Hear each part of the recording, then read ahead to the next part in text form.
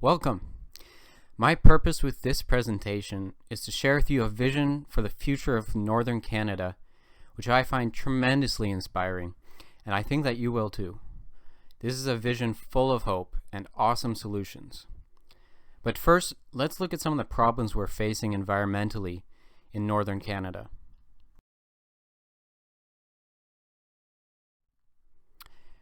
The massive herds of caribou which used to grace the tundra have declined by about 90% since population records began in the 1990s.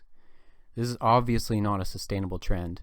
These animals are headed towards extinction.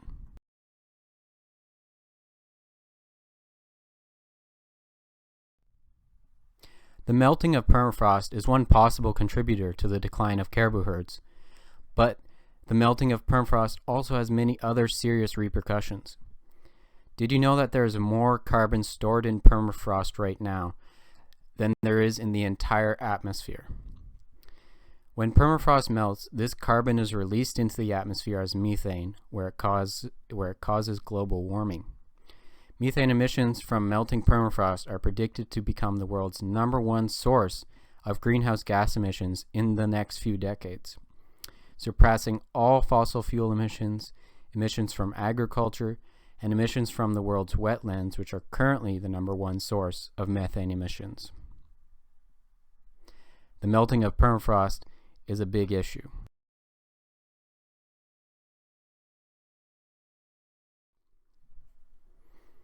Almost all species of northern shorebirds are declining in population. This is another clearly unsustainable trend.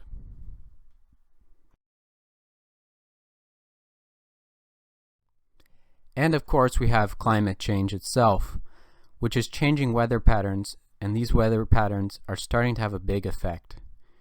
We're getting larger snowfalls, more water, sometimes less water, melting ice roads, and all of these things are not only having a negative impact on our wildlife, but they're starting to impact humans as well.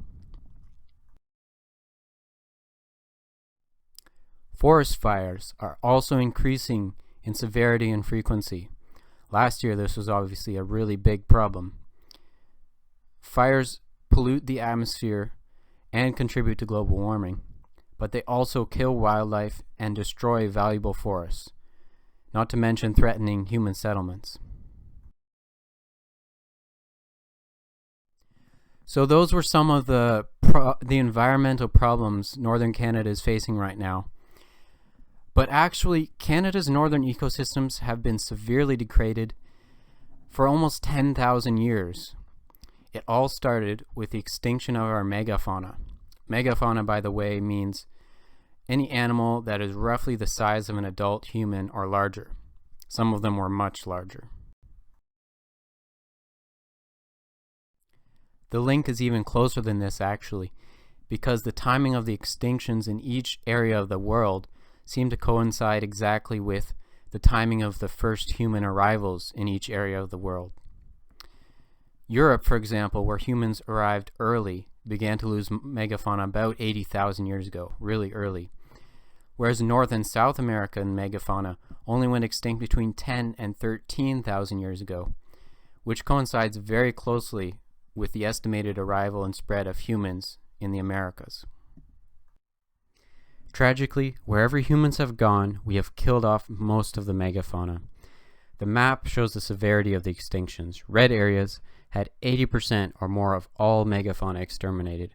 White areas lost about 50%, and most of the blue areas lost around 20% of their megafauna. You'll notice a strip through Africa and southern Asia where the megafauna were able to survive a bit better. Scientists believe this is because these areas had housed humans for much longer than other areas, so the animals had time to adapt as human intelligence began increasing. The gray areas on the map were not studied, but you can be sure that all of Canada is orange. The picture on the top left shows why we know these extinctions were caused by human expansion and not by climate change, as many people would like to believe. Basically, the world's megafauna had all lived quite prosperously for between 5 and 20 million years, during which time the Earth was undergoing constant and dramatic climate change, as shown by the squiggly line on the graph. And yet it was only in the last 80,000 years that they began to go extinct, coinciding almost exactly with the estimated expansion of humans from Africa.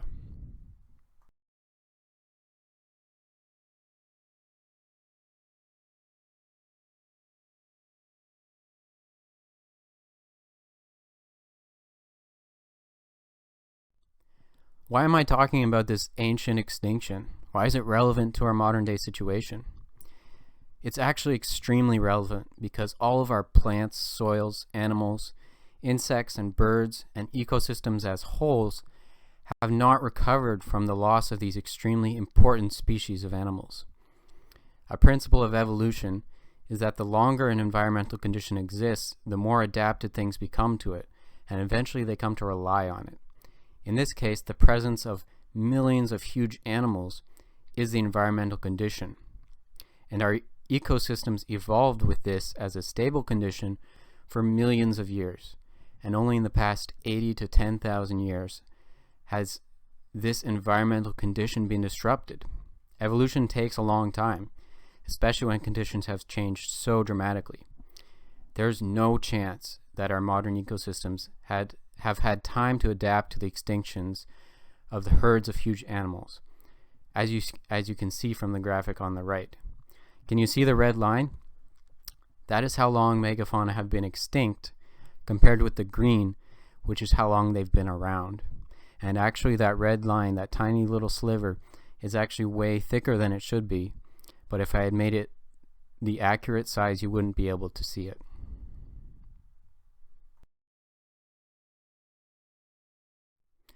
A tremendous diversity of large animals used to live right here in North America, not that long ago.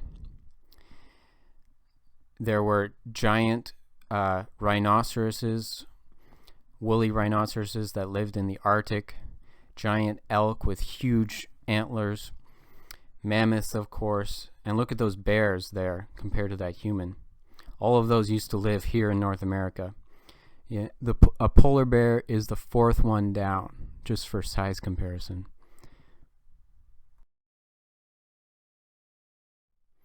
And yes, of course, we had mammoths and mastodons and elephants, which were really important species for the ecosystem. And yeah, we had lions and horses, lots of different types of horses. Everything in this image used to live in North America not that long ago. There were many species of bison, not just the one we have left, and they were all larger than the one species of bison we have left. There were also camels, alpacas, and llamas, giant birds, different species of deer, sheep and goats, and more predators like dire wolves and saber-toothed tigers.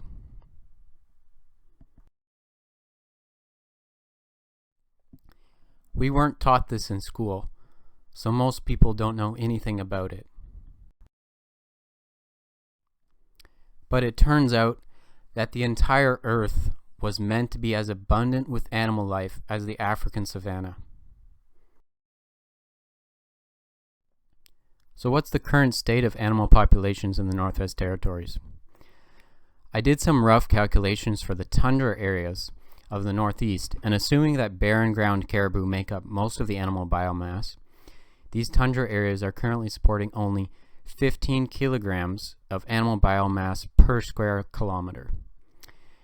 They've been doing extensive excavations in the permafrost of northern Siberia, a climate identical to ours, and have been estimating past global animal populations based on the bones that they're finding.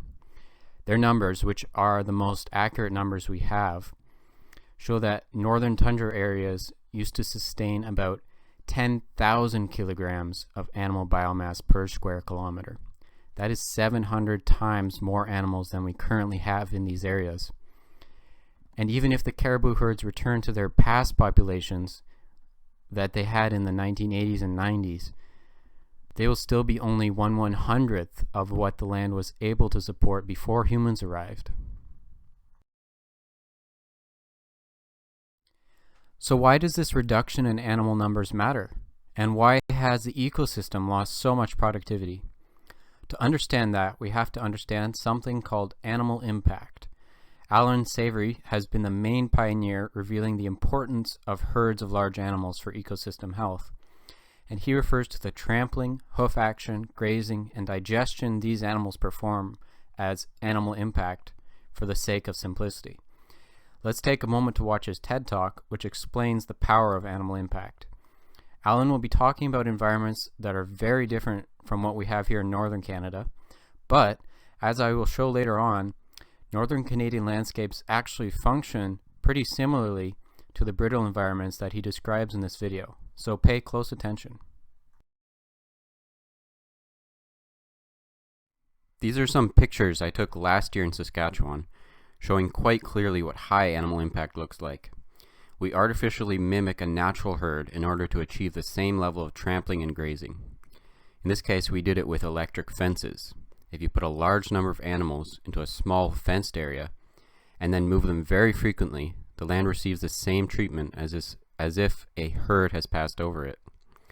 The right side of that fence has just been grazed, and now there will be no livestock on that area for at least 3 months.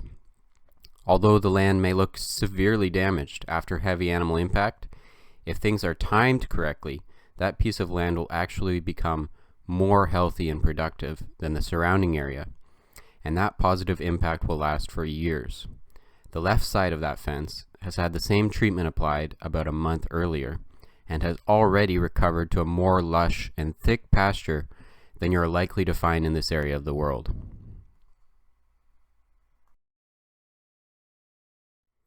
In nature, this level of animal impact is created by pack-hunting predators. The only defense most herbivores have against these pack-hunting predators is to bunch into dense herds. Predators are afraid of the herd, and they will only attack animals that separate from it. The more that predators pressure the herd, the more tightly the animals bunch together. When animals are bunched together in herds, they quickly trample and defecate on all the available vegetation. This forces the herd to move constantly to new ground in order to get enough to eat. Animals don't like eating on ground that is covered with their own dung and urine, so they will avoid an area for a long time until the manure has been decomposed and until vegetation has regrown. So our natural ecosystems have evolved with 3 things. Number 1, high animal impact. That means dense herds. And because of these herds needing to move constantly, our ecosystems have evolved with short grazing periods. And because the herds don't return for a long time until the manure has decomposed, our ecosystems also require long recovery periods after the animal impact. Now let's compare that natural cycle to what happens when herbivores are no longer in dense herds. In the picture on the right, the left column shows conventional grazing or even wild animals when predator pressure is low, and the right column shows a natural system, wild animals when predator pressure is high, or a holistic grazing system, which we will talk about later. In a natural system, all of the plants in an area are grazed or trampled at the same time, and then the animals leave for a long time. When a plant is grazed or trampled, it begins pumping carbon through its roots and into the soil. It does this to feed microorganisms in the soil, which it relies on for the nutrients it needs to recover from grazing. This process builds topsoil and strengthens the root systems of the plants over time. On the other hand, in the left-hand column, in a situation where animal behavior is unnatural and animals are spread out widely, an animal will only eat part of the vegetation in an area at a time. And then in a few days' time, when the original vegetation begins to regrow, the animal will still be around to eat that regrowth. Animals will always eat new growth if they can because it is more tender and sweet than old growth. However, the plant is vulnerable while it is regrowing. And if this new growth is grazed too soon, the plant will be weakened, it will not be pumping carbon into the soil, and its roots will begin to die off. Meanwhile, Because there are not enough animals in that area to eat all the vegetation at once, there are areas which never get grazed. In these areas, the plants become overmature and unpalatable to the animals. All grasses evolved alongside grazing animals, so a prolonged period without grazing will damage the health of these plants. Thus, when animals are not bunched together and moving, the entire landscape begins to degrade, parts of it overgrazed and parts of it overrested.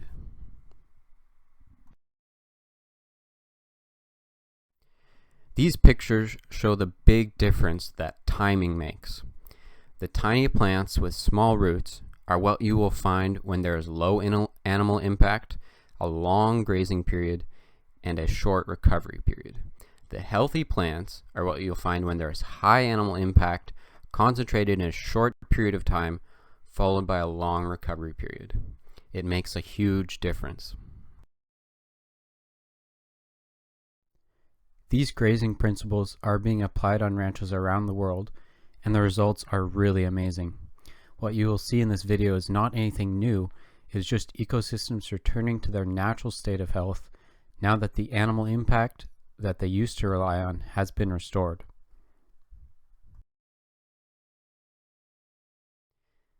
Before the extinction of our megafauna, tundra did not exist as a major ecosystem. Most of the north was an ecosystem called mammoth steppe. Steppe means grassland. This landscape was much drier with fewer bogs, as the highly productive plants were able to use more of the moisture. Instead of being a greenhouse gas emitter, like our boggy northern ecosystems are today, the mammoth steppe actually removed greenhouse gases from the atmosphere and stored them in the soil. The mammoth steppe is estimated to have supported about as many animals as a modern-day African savanna, which meant an average of 1 mammoth, 5 bison, 6 horses, and 10 caribou per square kilometer. Compare that to our current landscape, which supports less than 1 caribou, and a few fractions of deer, muskox, etc. per square kilometer. These steppes were primarily maintained by huge pack-hunting predators, which kept all of the animals bunched together in large herds, so that they had to move constantly and provide a long recovery period to the land. This steppe ecosystem has been sustainably maintained over large areas of the earth for millions of years. According to some innovative research done at the Pleistocene Park, which is in northern Siberia, quote, "Man has caused the transition from the steppes to the forest and tundra simply by reducing the number of animals and keeping this number low for a period sufficient for the degradation of pastures." And this conclusion is also supported by the work of Allan Savory and the thousands of ranchers who are employing his methods of animal impact.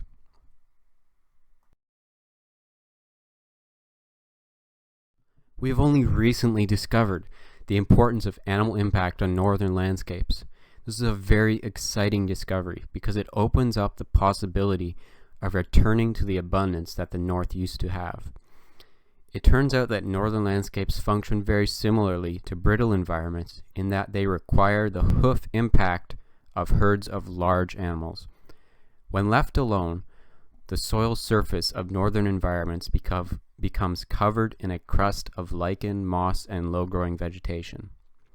When vegetation dies, it is kept from the soil surface by this crust. It doesn't have contact with the moisture and microorganisms necessary for it to decay quickly and biologically. So it begins to decay via oxidation, which you can see with the gray dying vegetation in these pictures.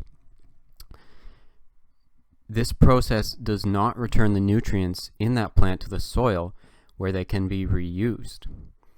This crust on the soil surface also prevents seeds from germinating because seeds require close and tight contact with the soil in order to get the constant moisture they need to germinate.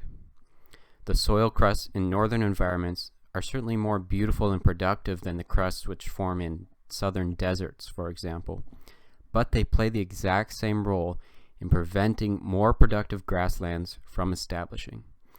Heavy animal impact is required to break up these crusts and trample seeds and vegetation tightly onto the surface of the soil, where the seeds can germinate and the vegetation can decompose and start building soil. These principles don't just apply to the tundra either. Our forests have also been dramatically altered with the loss of animal impact and megafauna. Northern forests tend to develop a similar crust of low-growing vegetation, mosses, and lichen on the surface of their soils. This type of vegetation provides far less food for animals than an understory of thick grasses does. It also limits the health of the trees because nutrient cycling and soil building is much slower than it would normally be with a healthy grass understory maintained by herds of animals. This typical understory in northern environments is also much more flammable than a grass understory, increasing the frequency and severity of forest fires.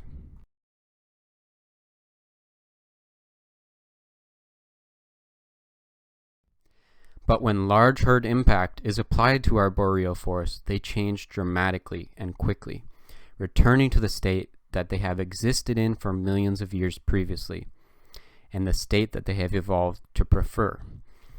In this natural state, our northern forests have an understory of thick and lush grasses mixed with some legumes and forbs and pockets of shrubs. They are also more open, with fewer lower branches on trees and wider spacing between trees.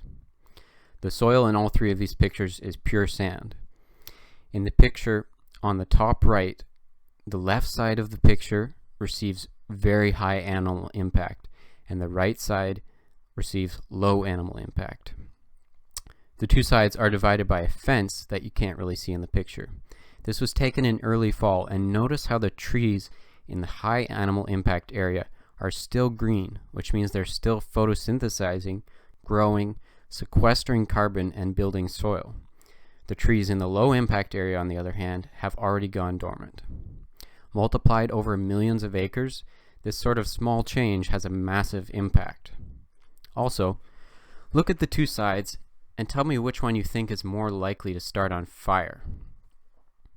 Now, the ranch in northern Saskatchewan on which I took these pictures employs holistic planned grazing, which I will talk about later.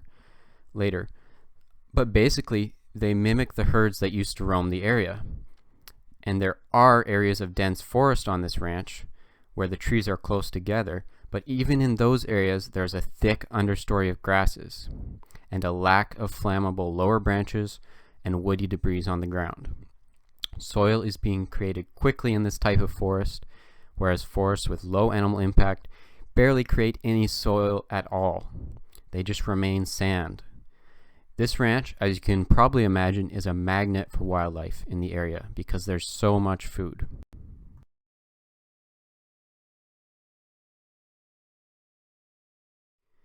By putting together these several different insights, we can come up with a new understanding of northern ecosystems, and we can begin to improve our management practices.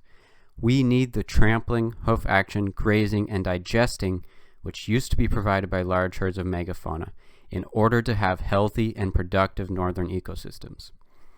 These herds trample dead vegetation so that it can decompose, feed the soil, and allow new plants to grow.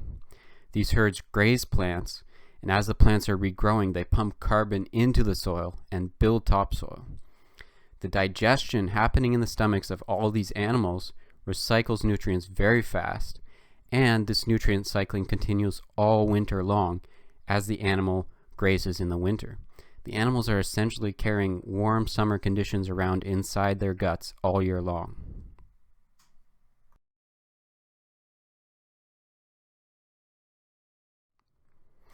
These herds trample the ground indiscriminately instead of following pathways as animals do when they're not in herds. Their trampling breaks up the crust of mosses and lichens on the soil surface, and it allows more productive grasses to re-establish. Their hooves also press seeds into tight contact with the soil where they will have a chance to germinate. Herds also stop the melting of permafrost, but we'll talk about that a bit later. When modern scientists see wildlife populations declining as they are now, their automatic response is to kill predators. It seems to make sense. Predators kill the animals, so removing the predators will allow the animals to recover. Unfortunately, this policy has the opposite effect of what is intended. When predator pressure is reduced, the wild animals begin to spread out, and, as we have learned, degradation of the land begins. This system goes into a downward spiral, where there is not enough herd impact because of low animal populations and altered behavior to sustain the grassland ecosystem. So the land changes to less productive and less nutritious vegetation, like lichen, mosses, and shrubs. This change in vegetation is hard on the animals, so their populations decline even further, meaning there is even less of the needed herd impact on the land, and the situation just gets worse and worse. This is the situation we're in right now. So how do we change things around? How do we restore our northern ecosystems to the incredible productivity and health which we know is possible? We have to intervene. We have to artificially replicate the herds of extinct megafauna so that grasslands can reestablish. And then wildlife populations will be able to bounce back and the system can begin to become healthy again.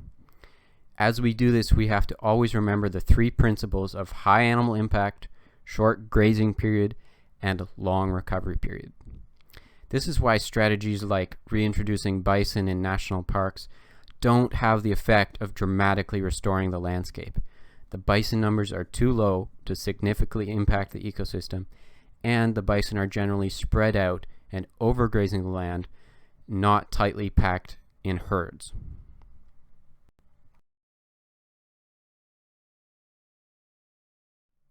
Fortunately, we have a tool that will allow us to accomplish the restoration of northern ecosystems while also accounting for the needs of the wildlife and the people involved. The planned grazing process, developed by Allan, who we saw in that video earlier, is a tool that allows us to successfully mimic lost herds and regenerate landscapes on a large scale. It's planned on a chart by a specific step-by-step process which was developed over decades with input from thousands of ranchers. It's been proven to work all over the world in some of the harshest climates. And it is one of the only reliable ways to ensure that proper animal density, grazing period, and recovery period are all maintained at the same time, because these three variables are closely linked. If you change any one of them, you change the other two as well.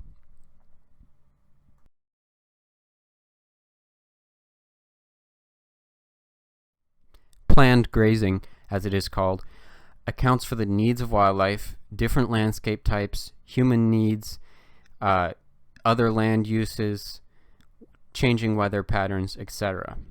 The plan is constantly monitored and updated as conditions change. And this system, although it is very comprehensive, it can be implemented by anyone. It's currently being used by villagers in Africa who cannot read or write. And it is especially suited for complex situations with multiple herds and land units over large areas of land. It's perfect for restoring northern ecosystems. The planned grazing process will tell us exactly where the herds need to be and when. But how are we going to create herd behavior in the first place? And how are we going to control the herd's movement? There are currently only two economically viable options available: human herders or fencing. Fencing concentrates the animals, creating herd effect, and it also allows very precise control of the herd's movement, which can sometimes allow for faster regeneration of the ecosystem. However, fencing large remote areas is expensive, and fences also need to be maintained. Additionally, if the fence is anything more robust than a single wire electric fence, it will begin to restrict natural wildlife movement. Horses and cattle can be held by a single wire, but most other animals require multiple wires and strong support posts. Not only does this type of fencing restrict wildlife movement, it's also dramatically more expensive than a single wire fence. Fencing, however, is undoubtedly the best option for use on smaller land areas near population centers. The second option for creating herd effect is human herders, and it can take several forms. The herders can be on horseback, on foot, they can use dogs, use helicopters and airplanes, ATVs, trucks, snowmobiles, cross-country skis, etc. Probably horseback is the best option during summer, since horses do not use fuel, they don't break down, they can traverse any terrain, and they can move quickly over long distances. In the winter, horses can also be used in areas with low snowfall. Otherwise, skidoos are probably the best option right now. Fortunately, though, precise control of the herd is not as important during the winter as it is during the summer.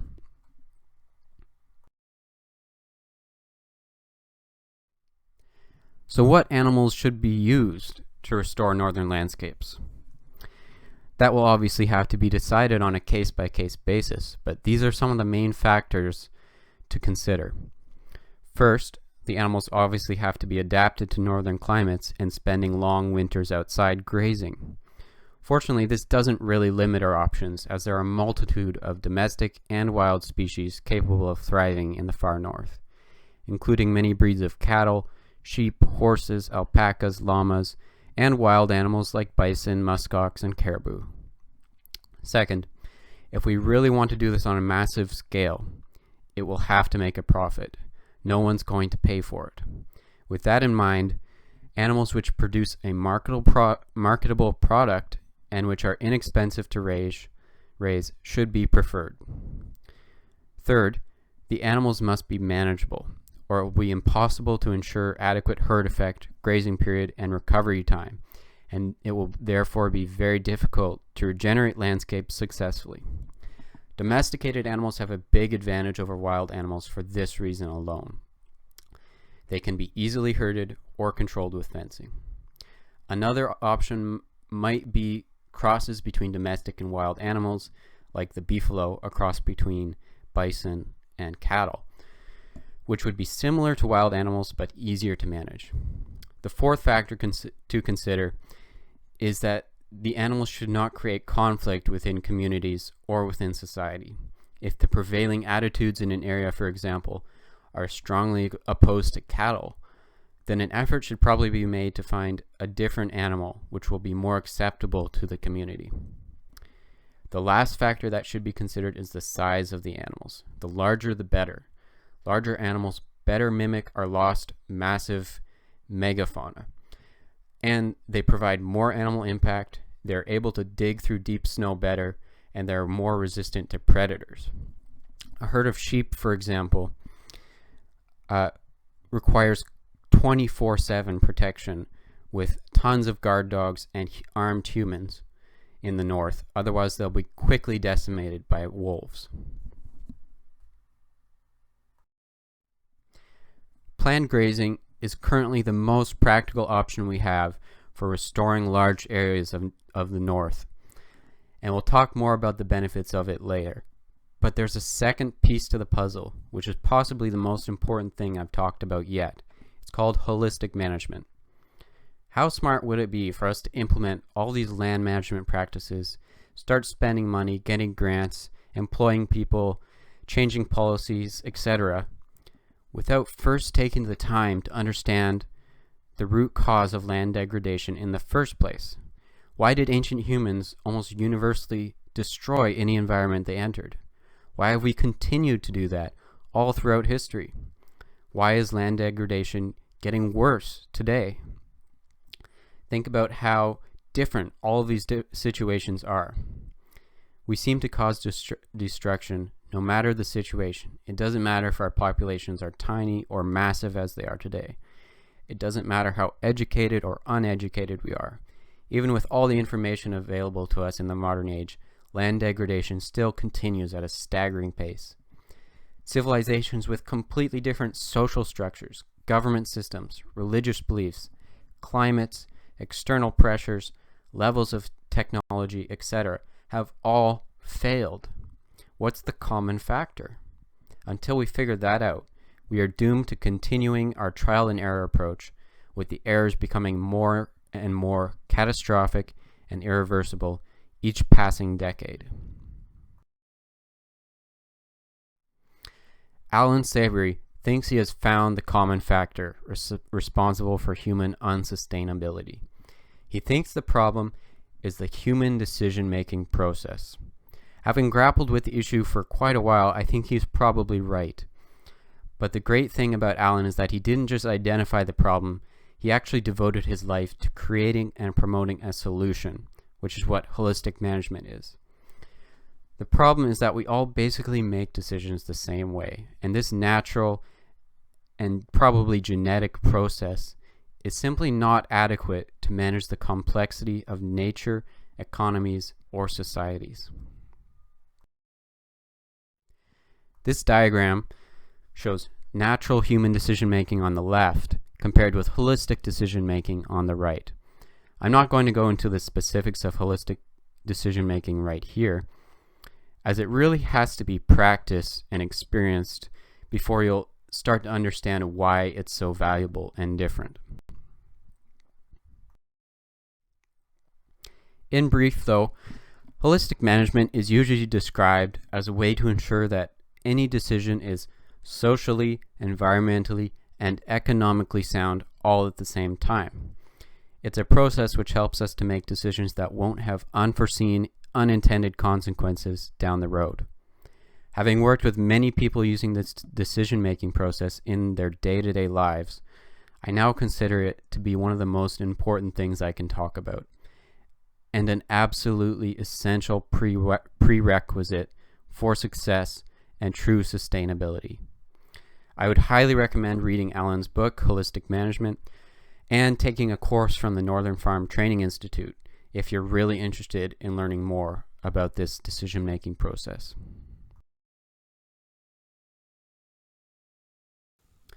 So, if we decide to heed the warning signs and holistically implement planned grazing in the north, what results can we expect?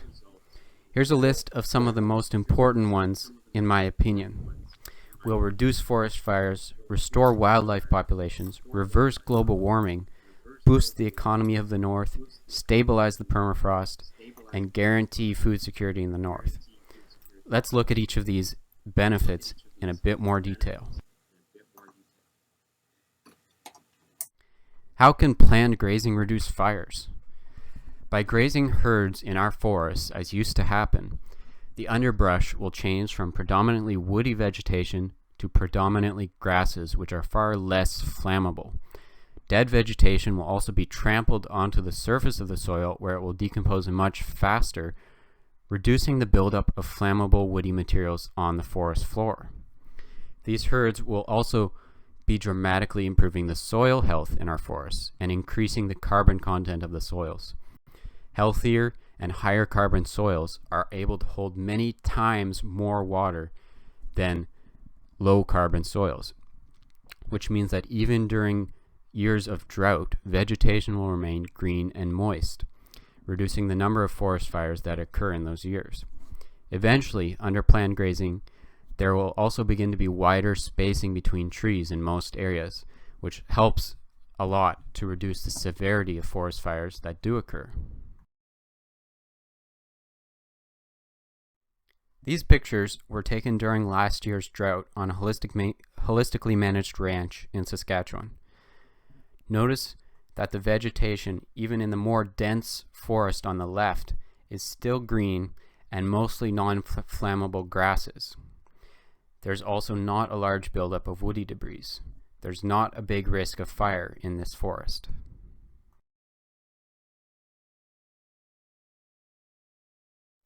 Besides reducing the frequency and severity of forest fires, the second benefit we'll get from implementing holistic planned grazing is carbon sequestration. Photosynthesis of living plants pulls carbon dioxide out of the atmosphere, and then the plant turns the carbon into sugar and releases the oxygen back into the atmosphere. In grasslands, up to 40% of the sugars a plant creates are being exuded into the soil via the roots. Once the carbon is in the soil, it generally stays there unless the ground is disturbed in some way. If soil is being created, then carbon is being sequestered. It's that simple. Let's watch this excellent video of holistic ranchers. It will give us a better idea of what carbon sequestration looks like in action.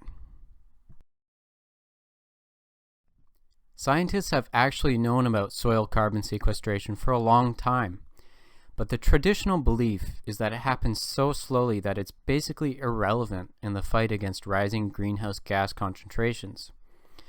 This belief has only recently been proven wrong as scientists are beginning to study regenerative agriculture systems, especially ones that include holistically managed herd grazing. We've been doing soil carbon tests for several holistic ranches in Canada over the past few years and have found that the rates are typically somewhere between 3 and 10 tons of carbon sequestered per acre per year on these ranches. And that is after accounting for all the methane emitted by the cattle themselves. If this were implemented on all of the Earth's current agricultural land, we would completely remove all excess carbon from the atmosphere in less than 10 years. And that's actually a conservative estimate. But let's look at the Northwest Territories in specific. There are 280 million acres of land in the Northwest Territories. If we assume that land in the Northwest Territories will sequester only a third of what can be sequestered in Saskatchewan, then the Northwest Territories could be sequestering over 600 million tons of carbon from the atmosphere every year. There's a global industry which is solely devoted to taking money from greenhouse gas emitters and giving it to greenhouse gas reducers. Several companies in Canada, for example, offer carbon sequestration services. This year, those companies charge about $20 per ton of carbon sequestered. Among international markets, that price goes up to about $60 a ton. But let's use that lower number of $20 a ton. If land managers in the Northwest Territories were being paid that for the carbon sequestered, the GDP in the Northwest Territories could increase by $12 billion a year, which is a 300% increase. And that is only when we're looking at the carbon sequestration potential of planned grazing and not accounting for the meat and tourism and all the other revenue streams, which I will talk about later.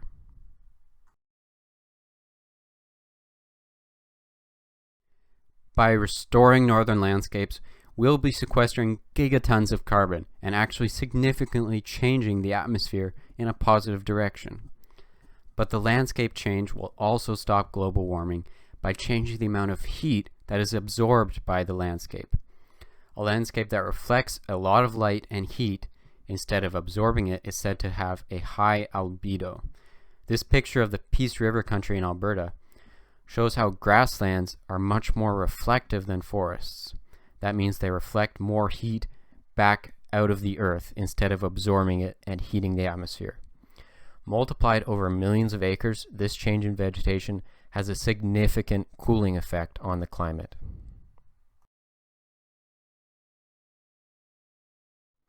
Obviously, if we stop climate change, we will also prevent the melting of permafrost. But actually, reintroducing large herds to our landscape will stop the melting of permafrost even in a warmer climate. Herds trample snow in the winter, and this reduces the insulation provided by the snow, which means that the ground gets colder in the winter. And in the summer, because there are grasslands, the ground stays cooler and is shielded from the summer sun. If you have enough animals to accomplish these two things on a large scale, you can really significantly delay the melting of permafrost. The grasslands have another effect as well. Their roots go much deeper and are much denser than typical tundra vegetation. This means that even in areas where permafrost does melt, the damage will not be as great because the grassland will help to prevent erosion and stabilize the land.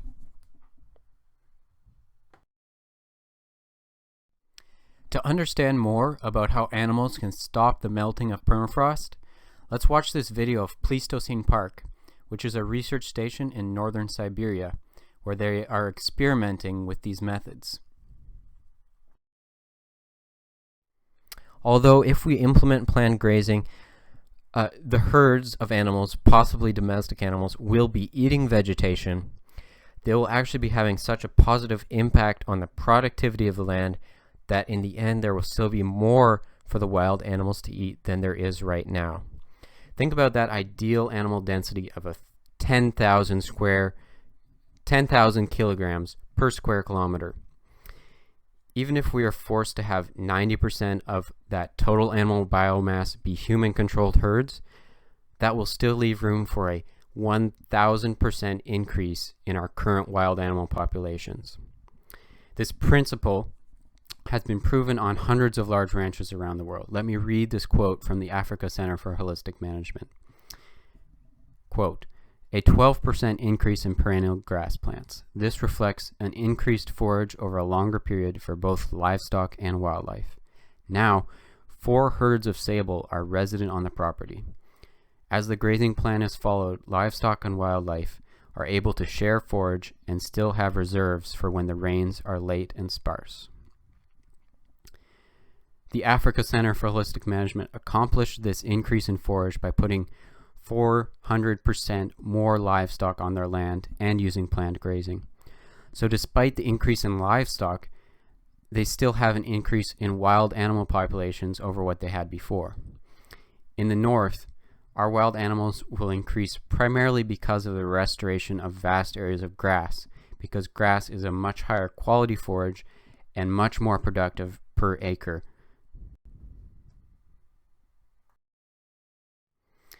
Grass is also much more accessible through snow in the winter because it's taller and it will often stick up through the snow. The tall tips of grass plants that protrude even in deep snow play a very important role in winter grazing because they break the surface tension of the snow. Even when a hard and icy crust has formed over the surface of the snow, the area right around these protruding grass stems will not be as difficult for animals to break through, and they can still access the grass underneath. And in domestic animals, these visible pieces of vegetation are also essential to let the animals know that there is something down there to eat. Many types of cattle, for example, will not dig into snow unless they can actually see vegetation sticking out of it. So planned grazing will benefit northern wildlife by restoring the lost grasslands. But besides a lack of food, climate change and melting permafrost are 2 other things often blamed as the cause of our declining wildlife in the north. And as we've just learned, holistic planned grazing addresses both of those problems. In fact, as far as I can see, holistic planned grazing is the only practical option we have in the north for addressing those 2 problems. By returning the climate to its previous pattern, and by stopping the melting of permafrost, which creates mud traps, and flies, which stress the animals, we can help to restore our northern wildlife populations.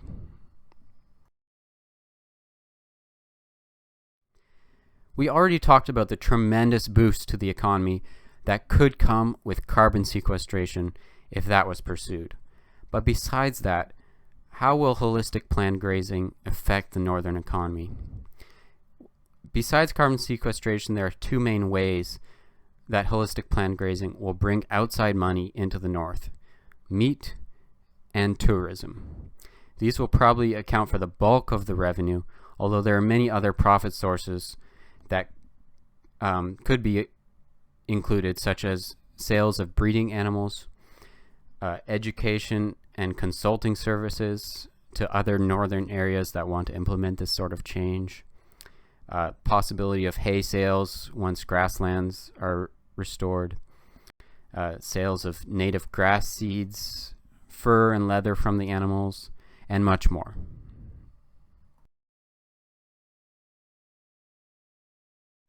Let's take a quick look at the meat revenue potential if we can restore the productivity of land to its previous levels. There are 1,140,000 square kilometers in the Northwest Territories. If we can return to the estimated historical animal densities, there will be a total of over 11 million tons of live animal biomass in the Northwest Territories. If we sell these live animals at average commodity beef prices, which are about $1 a pound of live animal, what sort of income will be coming into the province? Well, it depends on how many animals are culled from the herds each year. I've put the numbers up there showing the revenue from various cull rates. A 1% cull rate, for example, brings in $250 million a year, all the way up to a 20% cull rate, which brings $5 billion a year in revenue, which is higher than the total current GDP of the Northwest Territories. My estimates show that after the initial phase of establishing herds in the north, a cull rate of 20% could be sustainable. On most cattle ranches, where death losses to predators are lower, cull rates higher than 30% a year can be sustained. Clearly, besides being of great benefit to our environment, restoring the productivity of northern land will be a major boost to the economy.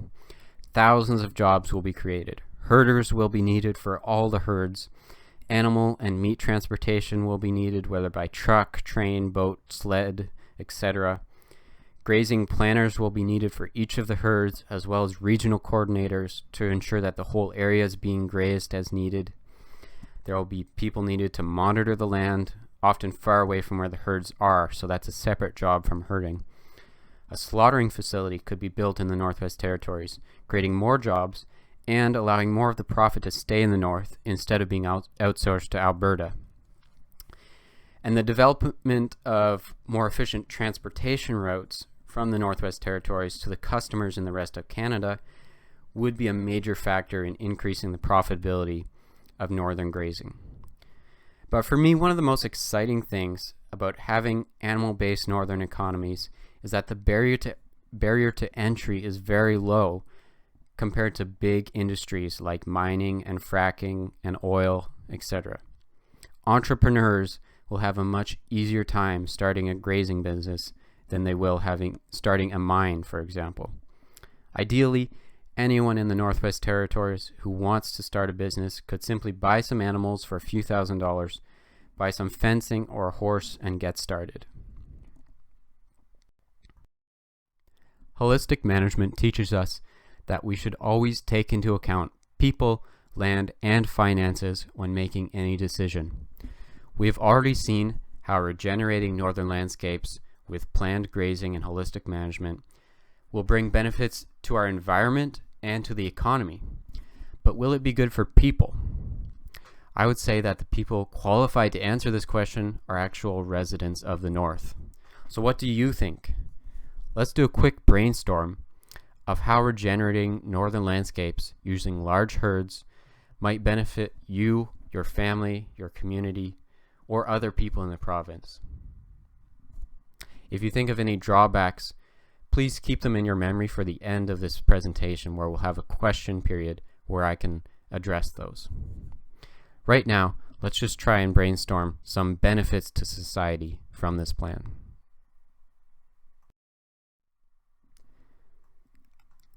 Let me give one example of a big benefit to residents of the North from implementing these large herds on our landscape. Food security. Meat and fat from animals can very safely and healthily provide the bulk of the calories in our diets. I'm not telling anyone what to eat, I'm just making a point about food security. If we had no other choice, we could live just fine on a diet of mostly animal meat and fat. So how many people could be sustained off the meat of northern animals? Once again, it depends on the cull rate. If we have an imaginary scenario where people are getting 100% of their calories every day just from eating meat all year long, the herds in the Northwest Territories would be able to sustain between 150,000 and 3 million people, depending on the cull rates. So even at a ridiculously low cull rate of 1%, there'd be enough meat produced to completely sustain a population 3 times that of the Northwest Territories. The numbers become even more impressive when you look at the average meat consumption in Canada, which is only 140 pounds per year per person. At that rate of consumption, the culled animals from the Northwest Territories could be providing all of the meat consumed by between 900,000 and 18 million Canadians. The higher number of 18 million, which is with a 20% cull rate, is about half the entire population of Canada, which would be supplied with all the meat that they eat just from the Northwest Territories. Alright, the presentation is starting to come to a close. I'll finish off with some recommended resources for those of you interested in learning more about this plan, and then I'll read a brief passage from a book that I found inspiring and pretty relevant to what we're talking about, and then we'll have questions from the audience. So here we have 3 books, 2 of them about holistic management and planned grazing, and then there's the grass-fed cattle book, which is written by a northern rancher, and it has a whole lot of good information on winter grazing without hay, among other things. The Soil Carbon Coalition on the top left is a grassroots movement of ranchers monitoring carbon sequestration on their land, and they have some great data and information on the science of carbon sequestration. Regeneration International on the top right is also working in that area, and SHOREBIRD on the bottom left is a hub with the Savory Institute, and they're practicing holistic planned grazing in Sweden, and their location is actually farther north than Yellowknife, although I think their climate is a bit milder. So they have some great practical experience of grazing in northern landscapes. But definitely, the resource I would most highly recommend is the Northern Farm Training Institute, which is based in Hay River here in the Northwest Territories. They're also a savory hub, and the only one in Canada actually. They're pioneering agricultural development and food security here in the Northwest Territories. They offer courses on animal management and holistic management, among other things, which are extremely relevant for everything I've been talking about here.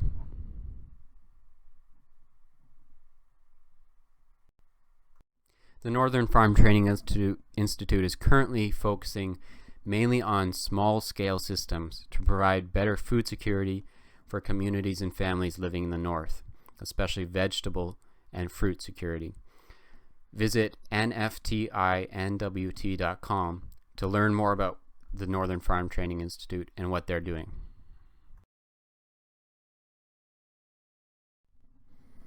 I'd also suggest Pleistocene Park as a great resource to learn more about what I've talked about here. They've got a decent website at pleistocenepark.ru/en/.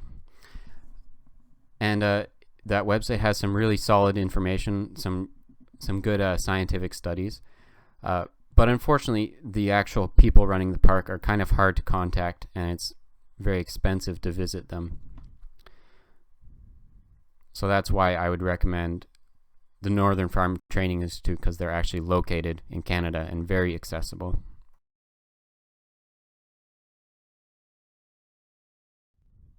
And finally, I would highly recommend Holistic Management Canada. It's a grassroots movement of hundreds of large-scale holistic ranchers in Canada. Most of them are situated in Alberta, Saskatchewan, and Manitoba. Collectively, they have a huge amount of practical experience with the challenges of grazing holistically in northern environments. And they're very accessible. You can learn more about them and contact them at holisticmanagement.ca. I'd like to end the presentation by reading a section from this book, The Plains of Passage. This is a fiction book that my sister happened to be reading while I put this presentation together. And I thought this section was really relevant to what we've talked about today. So, in the words of Jean M. Auel,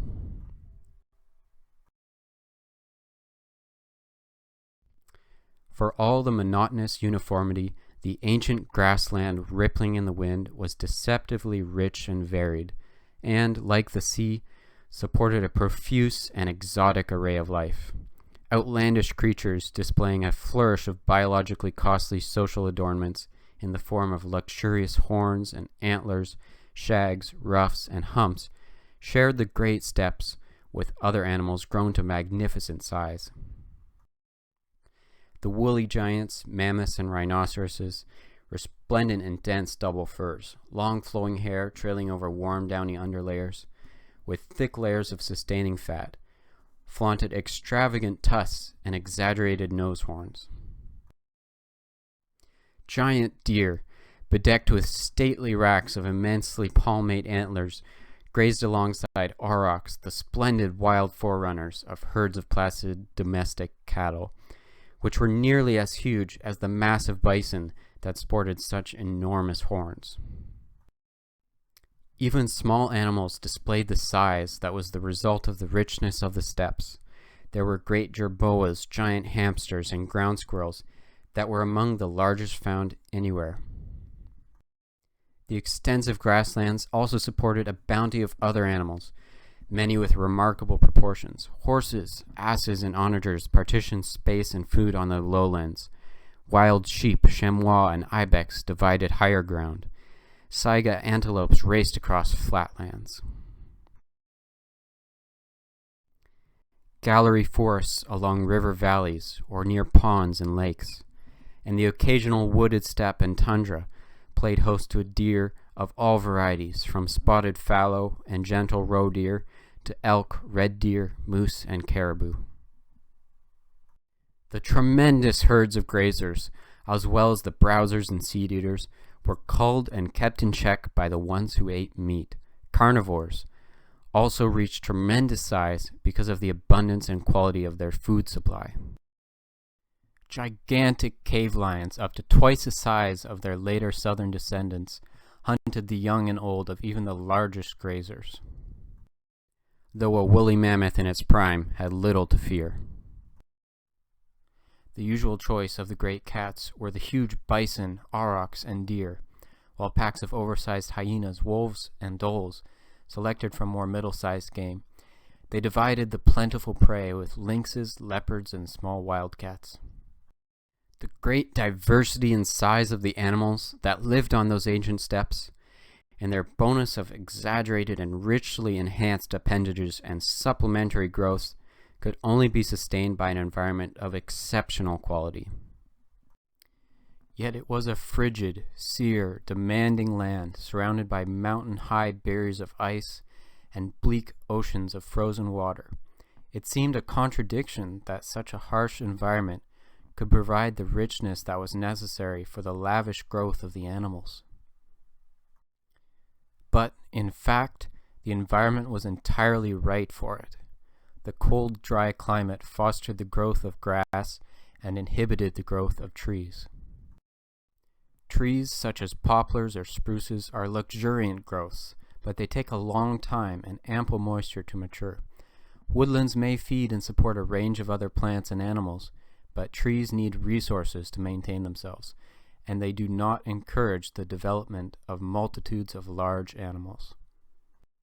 A few animals may eat nuts or even twig tips from a tree, but bark and wood are largely inedible and grow back slowly once destroyed. The same energy and soil nutrients put into an equal weight of grass will feed many, many more, and the grass will constantly renew itself. A forest may be the quintessential example of rich, productive vegetable life, but it was grass that gave rise to the extraordinary and abundant animal life, and it was the complex grassland that supported and maintained it. Thank you for listening. Are there any questions?